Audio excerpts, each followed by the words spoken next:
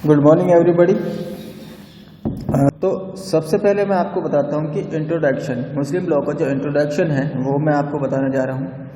The Muslim law और Islamic law और the law of Allah is a part of family law. तो सबसे पहले आप ये जान लीजिए कि मुस्लिम लॉ, जिसे आप इस्लामिक लॉ भी कहते हैं या अल्लाह का कानून भी कहते हैं, तो ये क्या है? एक पारिवारिक कानून का एक हिस्सा है। It is a personal law and a branch of civil law. तो ये क्या है? एक पारिवारिक कानून है और सिविल लॉ यानी कि जो नागरिक कानून है, जिसे आप सिविल लॉ बोल सकते हो, उसका एक हिस्सा है। तो applied by the court in regard to family matters when the parties are Muslim. तो ये कब लागू किया जाता है? ये अदालत के द्वारा जब लागू किया जाता है जब पारिवारिक मामलों के संबंध में पक्षकार कैसे होने चाहिए? पक्षकार मुस्लिम होते हैं। ठीक है। तो नेक्स्ट है मुस्लिम लॉ इज कॉल्ड शरिया या शरीयत या शरियत इन अरेबिक। तो अरेबिक के हिसाब से इस मुस्लिम लॉ क्या बोलते हैं? शरिया बोलते हैं या शरीयत बोलते हैं या सियारिया भी कहा जाता है। तो मुस्लिम लॉ के अलग अलग नामों से जाना जाता है। अब इसकी कुछ जो वर्ड्स हैं उनके बारे में मैं आपको बताता हूँ। सबसे पहले है फिक। तो फिक क्या है? Understanding of detail and refers to the inferences drawn by scholar. तो फिक क्या है? फिक विद्वानों द्वारा निकाले गए या अनुमान की लगाए गए चीज़ें हैं, मतलब कुछ ऐसी चीज़ें हैं जिनको विद्वान जो हैं वो अनुमानों के हिसाब से संदर्भित करते हैं। शरिया। तो शरिया क्या है? Refers to the principle that lie behind the फिक। तो शरिया क्या है? शरिया उन सिद्धांतों को संदर्भित करता है जो फिक के पीछे हैं, कि जिन चीज़ों से एक जो विद्वान है वो अनुमान लगाते हैं, उनके पीछे जो सिद्धांत हैं उन्हें शरिया कहते हैं। यानी कि जो अनुमान लगाते हैं जो विद्वान, तो वो जिन सिद्धांतों के हिसाब से लगाते हैं उन सिद्धांतों को क्या कहते हैं? शरिया कहते हैं। The word Muslim is derived from the word Islam and signifies a person who adopt the faith of Islam. तो मुसलमान शब्द का मतलब क्या दिया गया है? मुसलमान शब्द कहाँ से लिया है? इस्लाम से लिया गया है। और इस्लाम उस व्यक्ति को दर्शाता है जो इस्लाम की आस्था को अपनाता है। ठीक है।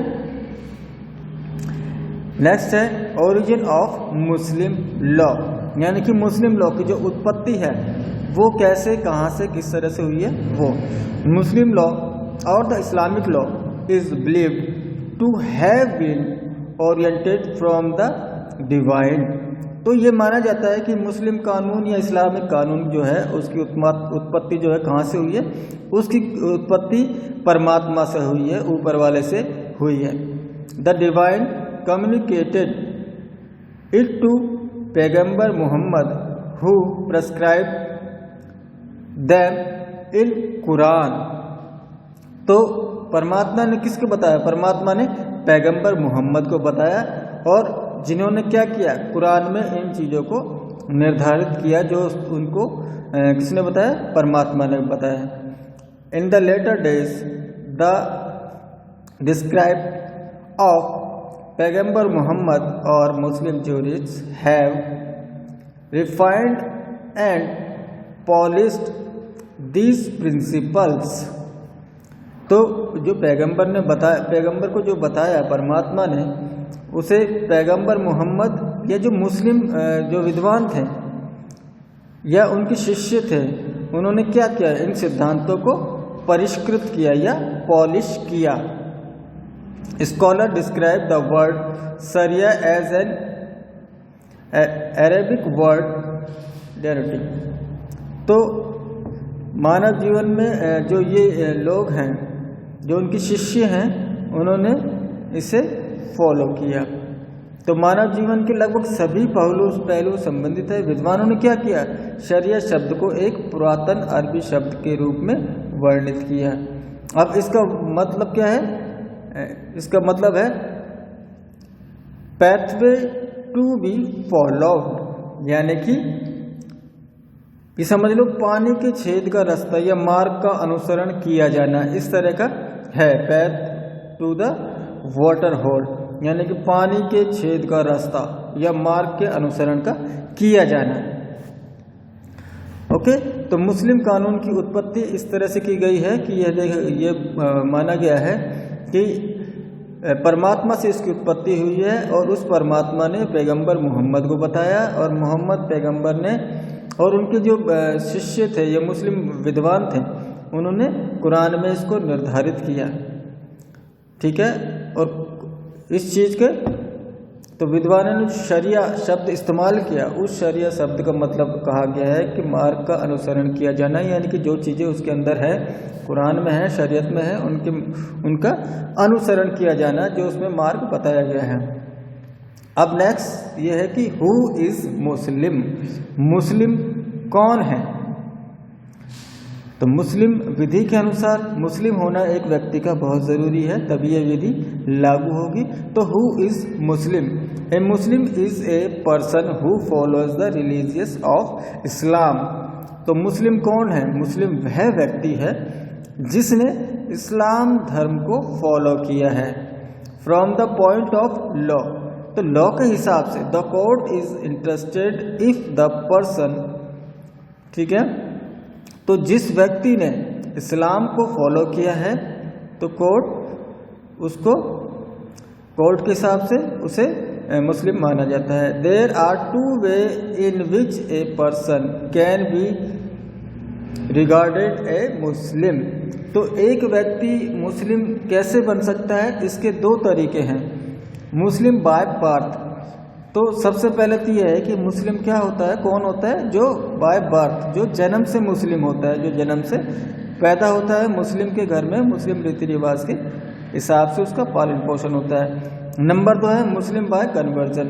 तो दूसरा क्या है, कौन मुस्लिम हो सकता है, जो कन्वर्ट हो जाता है, जो मुस्लिम धर्म को अपना लेता है, वो भी मुस्लिम होता है। तो दो तरीके हैं, मुस्लिम बाय बर्थ और मुस्लिम बाय कन्वर्जन। तो दो तरीके से एक व्यक्ति मुस्लिम हो सकता है।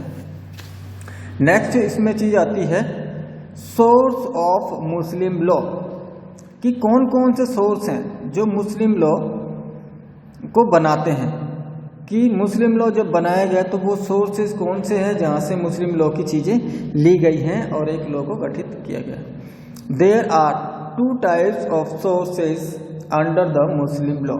तो मुस्लिम लॉ के हिसाब से 2 प्रकार के सोर्सेज हैं। मुस्लिम लॉ में 2 प्रकार के सोर्सेज हैं जहाँ से मुस्लिम लॉ लिया गया है या बनाया गया है।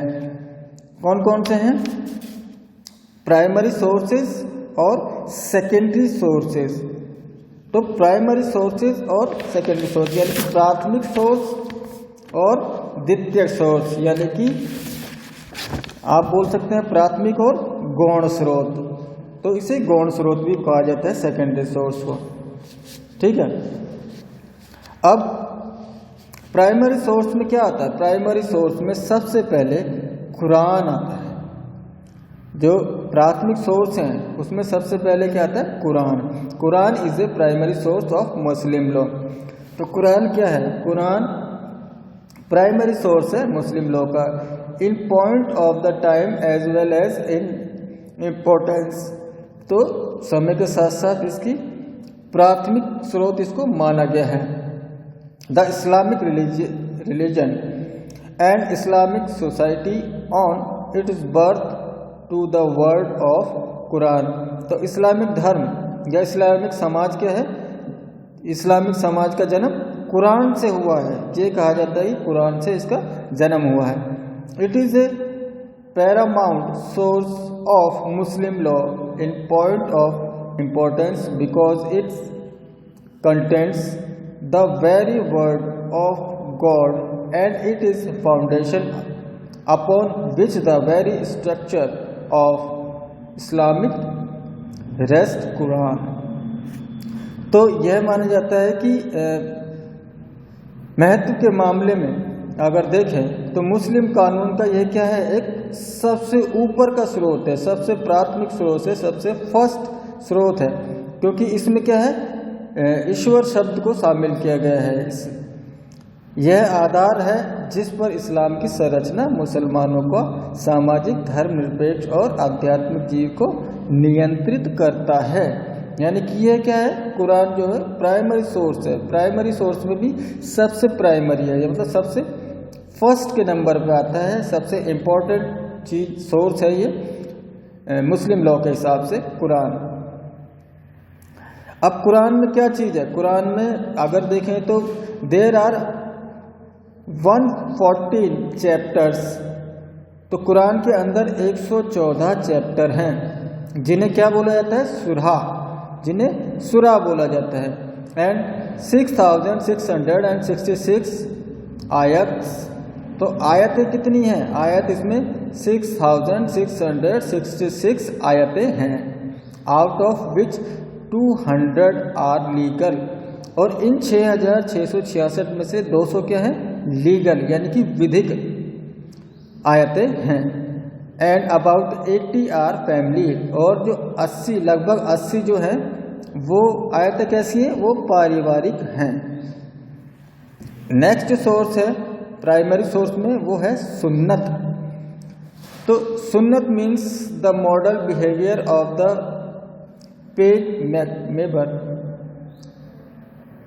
पैगंबर, the narration of what the prohibit. यानी कि पैगंबर जो सुन्नत है, सुन्नत क्या है, सुन्नत का अर्थ है पैगंबर का आदर्श व्यवहार। यानी कि पैगंबर ने क्या किया, जो उसके आचरण थे, जो भी उन्होंने किया, मौन रूप से उन्हें बताया, तो वो सारी चीज़ें सुन्नत मानी जाती है। और सुन्नत के तीन तरीके की होती है सुन्नत। सुन्नतुल फ़ेल यानी कि पैगंबर के जो सुन्नतुल फ़ेल का मतलब होता है that is the conduct of the prophet, यानी कि पैगंबर के आचरण, पैगंबर ने जो किया। नेक्स्ट है सुन्नतुल कॉल, the arrangement given by the prophet. तो पैगंबर ने जो व्यवस्था दी गई है पैगंबर के द्वारा। सुन्नतुल तकरीर, that is works done in his presence without the his disapproval. तो सुन्नतुल तकरीर क्या हो गई, जो पैगंबर की मौजूदगी में और उसकी अस्वीकृति के बिना किए गए कार्य। तो सुन्नत 3 प्रकार की होती है, सुन्नतुल फ़ेल पैगंबर के आचरण, सुन्नत उल कौल पैगंबर द्वारा दी गई व्यवस्था, सुन्नत उल तकरीर पैगंबर की मौजूदगी में और उसकी अस्वीकृति के बिना किए गए कार्य। नेक्स्ट तीसरा जो सोर्स है इज्मा। कुरान हो गया, सुन्नत, और थर्ड है इज्मा। At that time, such problems were not found in the Quran and Hadith. अब जिस समय का कोई प्रश्न उठता है उस समय ऐसी समस्याएं थी जिनका हल कुरान और हदीस में नहीं मिलता था। The rules that can be drawn from it by the jurist are called इज्मा। तो उन प्रश्नों का उत्तर, उन समस्याओं का हल वहाँ पे उस टाइम के जो विधिवेत्ता थे उनके द्वारा निकाले गए, जिन्हें क्या बोलते हैं, इज्मा बोलते हैं। यानी कि इज्मा क्या है कि कुछ ऐसी समस्याएं जिनका हल ना तो कुरान में मिला ना हदीस में मिला। तो जब भी ये समस्याएं आई उस समय के जो विद्वान थे उन विद्वानों ने उस समस्याओं का हल निकाला, और जिस तरीके से निकाला उस तरीके को क्या बोलते हैं, इज्मा बोलते हैं। तो इज्मा के टाइप्स ऑफ इज्मा, इज्मा के प्रकार कितने हैं। इज्मा of the companion of the prophet, यानी कि पैगंबर के साथियों का इज्मा, जो पैगंबर थे उनके साथी जो थे। दूसरा था विधिवेत्ताओं का इज्मा, इज्मा ऑफ द जूरिस्ट। थर्ड था जनता का इज्मा, इज्मा ऑफ पब्लिक। तो इन चीज़ों से भी जो उस टाइम समस्याओं का हल निकाला गया, तो जिस तरीके के थे उन तरीके को भी मुस्लिम लॉ में सोर्स माना गया है, उनके द्वारा मुस्लिम लॉ बनाए गए हैं। नेक्स्ट है इसमें लास्ट कियास, यानी कि कयास। when the answer to a question was not found in इज्मा। अब इज्मा में भी अगर किसी चीज़ का, किसी समस्या का हल नहीं निकलता है तब कुरान एंड हदीस, यानी कि ना तो इज्मा में उन समस्याओं का हल निकला, ना कुरान में, ना हदीस में, then the scholar used to make rule similar to the question by taking these three as the basis which were based on a kind of logic।